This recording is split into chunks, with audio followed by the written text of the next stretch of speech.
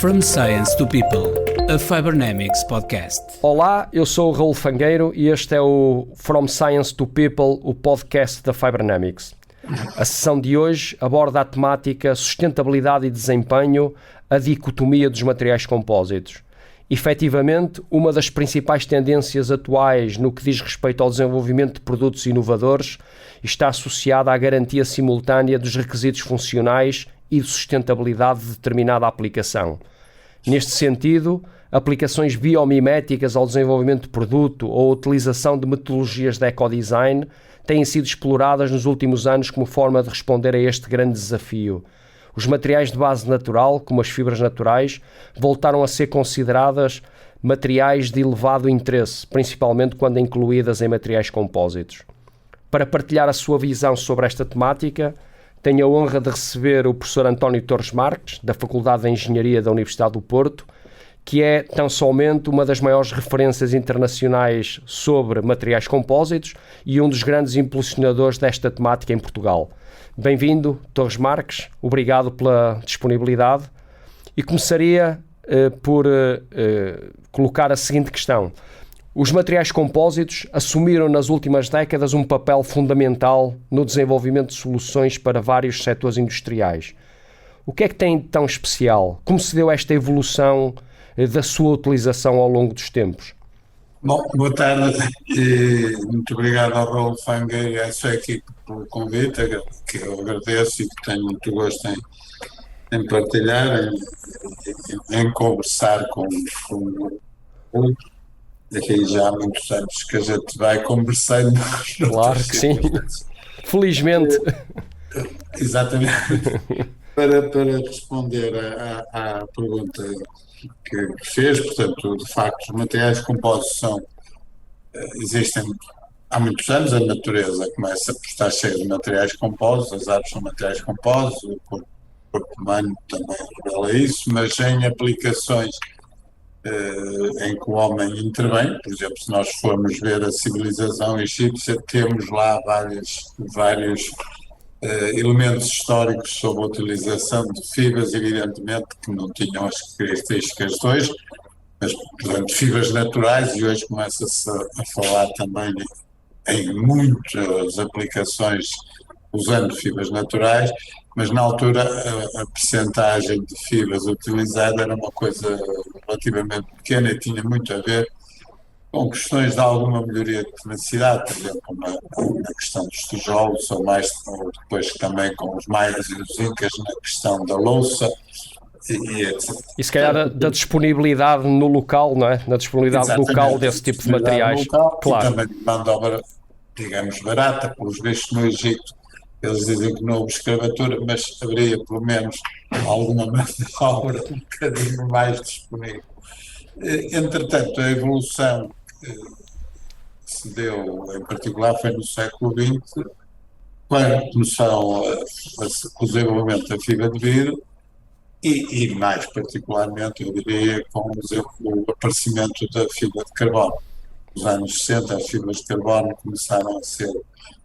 foram criadas e daí surgiram um conjunto de aplicações que do ponto de vista estrutural, faziam sentido. Porquê? Porque nós estamos a falar, as fibras têm boas propriedades mecânicas em geral, portanto não são todas iguais, não é o momento para estarmos a falar de propriedades mecânicas, claro. Mas podemos dizer, do ponto de vista da relação de resistência, peso específico e rigidez peso específico, era uma mais-valia, em particular para a questão do espaço aeroespacial. Portanto, quanto mais leve for, se nós estamos na altura do São João, portanto, o balão sobe, claro, há um conjunto de efeitos, mas tem que ser leve, senão não subia. Claro, excelente exemplo. No espaço teríamos situações semelhantes. Portanto, eu suponho que a fibra de carbono veio introduzir essa componente porque, em termos de resistência, não estamos a falar de coisas muito diferentes da fibra de vidro, mas em termos de resistência específica já estamos a falar porque tem menor peso específico, mas em termos de módulo e módulo específico estamos a falar de propriedades extremamente diferentes. Portanto, daí começou o aparecimento e muitas das tecnologias de processamento de materiais compostos foram desenvolvidas através a partir da altura em que apareceu a fibra de carbono. Por exemplo, tecnologias como o enrolamento filamentar, há livros sobre o enrolamento filamentar dos anos 60, dos anos 70, é claro, com equipamentos que não têm nada a ver com os que temos agora. Mas, portanto, dito isto, apareceram um conjunto de potencialidades e o que sucedeu, portanto, dentro da minha perspectiva, às vezes pode não ser sempre assim, mas é aquilo que se desenvolve para o espaço onde há um objetivo que é, por exemplo, chegar à Lua, chegar a Marte, ou seja o que for, e para esse objetivo o dinheiro conta alguma coisa, mas não conta assim muito, mas, portanto, é olhar para aquilo que foi desenvolvido para o espaço e tentar trazê-lo para aplicações mais terrenas. E daí aparece naturalmente, portanto, os aviões, digamos, para nos descermos logo à Terra, Claro. e a indústria automóvel, a indústria ferroviária, a indústria marítima também, embora mesmo com a fibra de vidro, a indústria naval tinha já bastantes aplicações, mas com a presença de fibra de carbono, fibra de vidro, etc., por exemplo, a indústria ferroviária, o TGV, está cheio de aplicações destes materiais que têm a ver fundamentalmente com as propriedades específicas. Acresce a isso a maior facilidade de se mover, ou desenvolver, ou desenhar, se quisermos, projetar estruturas sanduíche, portanto, em que temos um núcleo ainda muito mais leve, então a questão da rigidez específica é particularmente promovida através dessa via, dando largas a uma possibilidade que também tem a ver com a sustentabilidade. O Fangueiro introduziu esta série de sessões que envolve a sustentabilidade e que tem, portanto, se nós tivermos menos peso, custa menos energia para fazer um determinado percurso, seja no espaço, seja aéreo, seja no comboio, Claro. seja no Na indústria dos transportes realmente esse fator é fundamental, não é? Cada vez mais, e tendo em conta a crise energética atual, então ainda ganha maior relevância. Exatamente. Evidentemente que há outras aplicações, mas que eram fruto de possibilidade de se adaptar, portanto, a fazer à medida a estrutura. Portanto, eu acho que uma das grandes vantagens destes materiais é a possibilidade de customizar, como se diz agora, Sim. ou fazermos o fato à medida. Portanto, se nós tivermos uma estrutura, podemos otimizar, variando direções de fibras, variando o tipo de fibras, variando, digamos, a possibilidade de introduzir a possibilidade da sanduíche, etc., nós estamos, de facto, a tentar otimizar no sentido de gastar o menos energia possível para um determinado fim. Na parte dos reservatórios e tubagens, aí, que também é uma área onde houve grandes desenvolvimentos, tem muito a ver combinação da parte estrutural com a parte de resistência química, onde as resinas têm um papel fundamental. Portanto, os materiais compostos têm basicamente uma matriz e uma fibra, e que a matriz é de origem polimérica, pode ser de outras origens, mas estamos aqui a falar de origem polimérica, e aí a seleção de uma matriz adequada pode fazer uma diferença em termos de durabilidade do produto que se está a projetar e a concretizar, seja tubagem, seja reservatórios, pressão, sistemas, aí também, do ponto de vista peso, é importante a questão energética. Muito bem. Eu acredito que a evolução dos compósitos e a credibilização da sua utilização, por exemplo, na área aeroespacial, tenha decorrido ao longo do tempo, não é? No início, quando há a introdução de novos materiais, há sempre algum descrédito relativamente a esse material, ou pelo menos alguma relutância na sua utilização.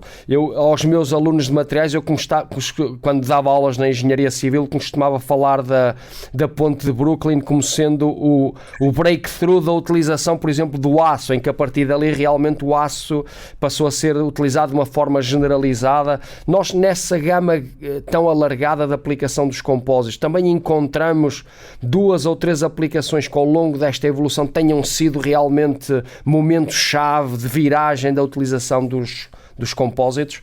Ora, bom, eu começava por confirmar aquilo que o Raul disse relativamente a algumas suspeitas, digamos, e neste caso particular dos compósitos torna-se um bocadinho mais grave, digamos, entre aspas, no sentido em que nós, se estivermos a variar orientações, resíduos ou fibras, na prática estamos a ter um material por cada solução.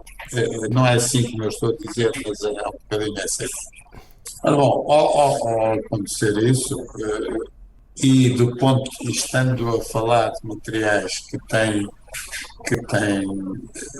um constituinte de origem polimérica com propriedades que variam ao longo do tempo, que é a resina, variar a propriedade, portanto o módulo vai diminuindo com o tempo, a tensão do motor, etc., levanta-se a questão da durabilidade e dos critérios que vão atestar essa durabilidade. Portanto, e a previsão de comportamento a longo prazo. Pois, parece que foram sempre algumas suspeitas tidas acerca destes materiais. Sim. Os materiais metálicos serão mais, digamos, já estão mais consolidados e em particular, portanto, civil. Isso foi um bocadinho demorado a introdução destes materiais na parte engenharia. Evidentemente que há normas, há todo um procedimento, mas esse até é um dos aspectos que, por exemplo, no caso da indústria aeronáutica e da gestão espacial, que pode até limitar a evolução da utilização destes materiais. E por isso, por exemplo, o professor Sai, que o área dos compósitos é extremamente conhecido e tem 92 anos, como eu, mas continua, infelizmente, em grande forma, com muitas ideias. Tem vindo a desenvolver uma metodologia que permitirá reduzir o número de ensaios necessários para se consolidar a utilidade de uma dada aplicação, por exemplo, na aeronáutica em particular. Porque, caso contrário, podemos ter situações em que, se calhar, ao fazer os ensaios todos que são exigidos, até seria mais caro que os outros ensaios. Mas, portanto, existe essa metodologia. O que acho que terá ajudado muito, de facto, foi a questão espacial, porque se temos naves espaciais durante tanto tempo a voar em certas circunstâncias que são extremamente exigentes, os materiais continuam a ter desempenho, é bom sinal. Quando se chega à Terra, portanto, até da experiência que eu tenho, por exemplo, nós temos aqui em Portugal tubagens instaladas há mais, portanto, eu formei-me há 50 anos, portanto, eu diria que estive envolvido em algumas dessas coisas há quase 50 anos, e as pessoas começam, pronto, sim senhor, a ver se calhar que há a tal credibilidade em relação aos materiais. O perigo, por vezes, é que pode haver tomar o gato por lebre, isto é, um material que pode ter parecer exatamente igual ao outro, ter características completamente diferentes, o que implica que as pessoas tenham cuidado na avaliação daquilo que estão a fazer. Mas a indústria espacial, de facto, foi que impulsionou e que depois arrastou todas as outras coisas. Claro, o que é facto é que realmente já começamos a ter histórico de aplicações longas dos materiais compósitos, não é? E isso credibiliza, claro. Falou das pontes, por exemplo, hoje em dia aplica-se muito já em pontes e em situações até extremamente exigentes. Desse ponto de vista, há empresas que fornecem perfis de ponto quase que fornecem um perfil de aço, e aí não estamos tanto a falar de optimizar, de fazer material à medida, é pegar no que existe e tentar aplicá-lo face a uma determinada solução. É evidente que o país que tem mais histórico disso são os Estados Unidos, de longe, muito longe, quer nas barragens, quer nos reservatórios, quer nas pontes, quer em pilares de pontes, Sim. etc., que de facto têm já uma base de dados, não sei se são daquelas que agora estão com limitações de acesso, estou a brincar, ou não, mas de facto têm um conjunto de informação que permite dar alguma dar credibilidade a uma certa aplicação. Claro que sim. Pegando um pouco numa vertente diferente aqui da conversa relativa aos compósitos, tem a ver mais com a questão da sustentabilidade. Como referiu, portanto, há sempre uma matriz e um reforço, portanto, que se combinam. Eles normalmente são de naturezas diferentes, naturezas diversas, com características diferenciadas. Vê isto como um problema no final do ciclo de vida, atendendo estas novas tendências de sustentabilidade, à necessidade de reciclagem, de biodegradabilidade, de menor impacto ambiental? Vê isto como um problema para a utilização generalizada dos compósitos? É uma questão, evidentemente, que deve ser ter em atenção. O que é que tem sucedido? Portanto, os materiais compósitos começaram essencialmente com o uso de matrizes termoimpossíveis, que tem maior quando comecei a dar aulas dizia que não se pode reciclar, que não se pode reutilizar, que não se pode, etc. Entretanto, tem vindo a existir uma evolução na utilização de matrizes termoplásticas que, do ponto de vista de processamento, complica a situação, mas do ponto de vista do fim de vida, melhora sem sombra de dúvida. No entanto, também estas coisas, a necessidade o engenho, o pessoal das matrizes termoinversíveis começam, e os colegas da Química, a desenvolver suas soluções de despolimerização da matriz e, portanto, no sentido de minimizar todos esses efeitos. Embora, como é evidente, seja uma solução que não tem a facilidade que temos com um termoplástico. A reciclagem das fibras é uma coisa que está, portanto, em movimento em vários setores, em particular na indústria da energia, até porque, por exemplo, nós temos, sei lá, as pás dos aerogeradores, coisas desses que andam ao fim de vida, e a reutilização, reciclagem, a reutilização das fibras de carbono, por exemplo, é uma coisa que está na ordem do dia, e há técnicas e há empresas hoje em dia que já vendem fibras de carbono recicladas. Sim.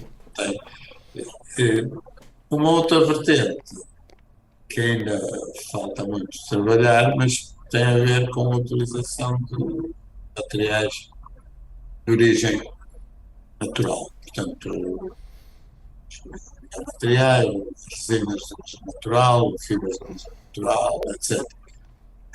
Em todos estes casos, de qualquer modo, é preciso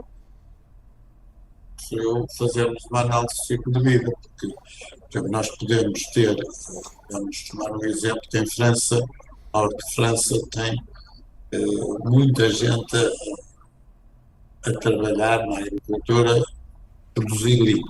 Portugal, há uns anos atrás, tinha linho, agora isso caiu de moda. Mas o linho que eles estão a produzir não é da mesma forma que se produzia o linho para fazer lençóis. Sim. Produtos tradicionais e artesanais até, claro. O que implica a utilização de um certo número de coisas para ter uma cadência de produção também mais elevada e ter uma maior constância de propriedades, porque a natureza, como é evidente, faz tudo sempre da mesma maneira. Claro. E, portanto, eu já tive a oportunidade de assistir a uma apresentação em que um colega inglês fez a validação da análise de vida para 2 produtos e que num caso, de facto, o linho era mais vantajoso, mas no outro caso a fibra de vidro era mais vantajosa. Claro.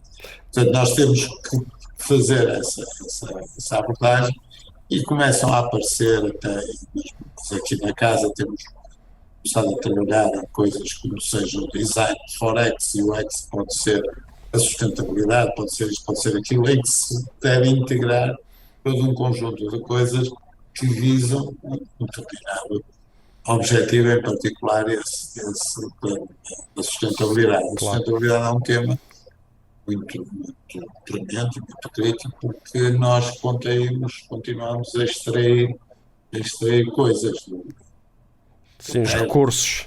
Sim, curso.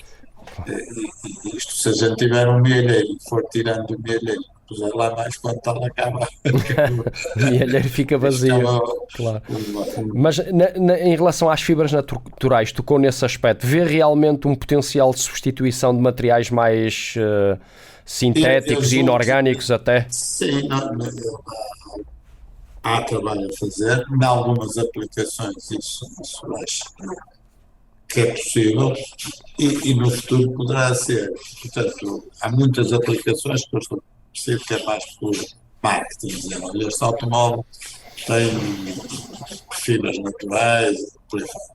Mas, porque se nós tivermos que fazer tratamentos também muito específicos às fibras naturais para melhorar a sua interação com a matriz, etc., usar plásticos e mais outras coisas, a situação complica-se um bocado. Portanto, as fibras naturais terão uma vantagem, por exemplo, até determinadas populações, com os seus próprios recursos, podem fazer materiais com compósitos, Claro, tomagens e coisas desse género. Mas, portanto, poderá vir, eu acho que a questão é a constância das propriedades, portanto, e depois também a sua relação de existência em peso e módulo peso, que, portanto, têm que ser vistas face à aplicação. Portanto, eu diria que em algumas das aplicações sim, claro. isso poderá ser absolutamente normal, noutras isto ainda tem muito que se trabalhar. Nunca se calhar em aplicações mais estruturais, não é? Onde normalmente Pelo menos para já muito exigente. Claro que nós podemos olhar para a biomimética e aprender, e de facto, se nós trabalharmos para as árvores, que são sistemas compostos e até inteligentes, porque se adaptam às solicitações do vento, etc. Portanto, nós podemos, se pensarmos assim, se calhar achamos que poderá ser atingido qualquer coisa desse género, mas ainda demorará algum tempo. Claro que sim. Seria bom. Sim, eu há pouco tempo tive uma conversa com uma multinacional produtora de energia eólica, com as pás eólicas, que são em compósito, não é? E diziam-me que, portanto, as duas grandes tendências e aquilo que realmente procuravam atualmente seria a questão da sustentabilidade e, portanto, encontrar materiais alternativos aos materiais atualmente utilizados, mas depois também essa questão da inteligência, não é? De conferir ao material algo que ele normalmente não apresenta como característica intrínseca. Isso aí é muito importante, e a multifuncionalidade, que é outra vantagem que também estes sistemas podem trazer, mas de facto aí vão-se dar saltos muito grandes, portanto, com a disponibilidade de sensorização que existe, as próprias, por exemplo, fibras de carbono podem ser parte da solução a nível de sensorização, depois a nível de atuação, portanto, aí é um campo aberto muito, muito largo que vai dar, de certeza, frutos, e está a dar já. Claro. Já aqui na parte final da nossa conversa, considerando toda a experiência do Torres Marques nesta área, não só na geração de conhecimento, numa vertente mais académica, mas muito também a nível industrial e na conversão do conhecimento em produtos, há alguns projetos onde tenha estado envolvido, utilizando compósitos, que gostaria de partilhar aqui connosco e destacar também nesta sua carreira também como referência neste domínio dos compósitos? Portanto, eu já falei nos laboratórios e tubagens, e isso de facto é do que tem mais tempo. Projetos, por exemplo, nós aqui foi interessantíssimo e não chegou a ser aplicado nos finais dos anos 80. Foi o desenvolvimento de um banco para um comboio de alta velocidade que Portugal ainda não tem, que foi, portanto, dentro da solução que existia, mas cumprindo os requisitos de fogo, toxicidade de fumos, que é outro aspecto que também temos que falar. Portanto, o BES foi com fibra de vidro a seguir todos os requisitos que a CP impunha, portanto, chegou-se a protótipos, etc., e com design do arquiteto Alcino Soutinho e envolvimento de empresas, e, portanto, se calhar o mais emblemático de todos terá sido, e que envolveu também a Universidade do Minho, é o projeto da Pluma. Sim. Da Pluma. Muito conhecido, sem dúvida. Que é um projeto que correu muitíssimo bem, por todos os motivos. Eu suponho que um dos principais motivos, a empresa, que era a Metral Alfa, agora chama-se outra coisa, o Worthington, acho eu, sabia o que queria atingir, e julgo que, portanto, fizeram o primeiro parte de viabilidade do conceito com a Universidade de Minho, usando matrizes termoplásticas, polipropileno, com Plitex, etc. E depois, para a produção, nós tínhamos um equipamento, temos, que é o regulamento filamentar, em que foi feito o desenvolvimento do ponto de vista dos primeiros protótipos e mais de 1.000 garrafas, ou 2.000, foram feitas nessa mais. Portanto, o que é que correu bem aí? Correu, como eu disse, portanto, os colegas de mim fizeram o seu trabalho, depois sugeriram que a empresa nos contactasse, a empresa, como eu disse, sabia o que queria, e o colega que esteve mais envolvido nisso, que é o Pedro Vieira, nem férias fez, e portanto eu acho que o desenvolvimento foi feito num tempo que dificilmente em qualquer outra parte do mundo seria feito. E conseguiram reduzir muito. muito. Bom português, que é o lado bom português, quando a gente está entusiasmado e tal, aquilo faz tudo e mais ou menos. E foi bom, e culminou, portanto, por um lado é bom, por outro lado, com o recrutamento deste colega pela Metral, claro, que deu continuidade. Com todo sentido, portanto, ele estava envolvido com todo o projeto. Esse foi, de facto, um projeto muito emblemático. A Metral aparecia pouco, aparecia a Galp, e a menina do gás. Sim, foi foi muito bem escolhida, acho eu. Claro. Valorizou também. Ajudou muito. Pronto, depois há muitas outras coisas, e Portugal tem muitas outras. Nesta altura, acho que tem um conjunto de empresas interessantíssimas a fazer trabalho desde fibra de vidro, coisas com fibra de carbono, para Airbus, para Mercedes, uma empresa para a parte aeroespacial, portanto, a FHP na aeroespacial, Optimal, por exemplo, e outras. Pois há uma dinâmica já industrial muito consolidada nesta área. São empresas que são consolidadas, que sabem o que querem, que têm experiência, respondem de uma forma positiva, interessante, tal ponto que são consultados e continuam a vender. Muito bem. Sim, senhora, muito obrigado, António Torres Marques. Este episódio do From Science to People chegou ao fim e por isso quero agradecer a todos pelo vosso tempo. O próximo episódio do mês de julho terá como tema micro-organismos, os novos construtores de materiais. Acompanhe por isso as próximas sessões no website ou nas redes sociais da Fibernamics. Obrigado e até à próxima. Um abraço para todos. Obrigado. From Science to People, a Fibernamics podcast.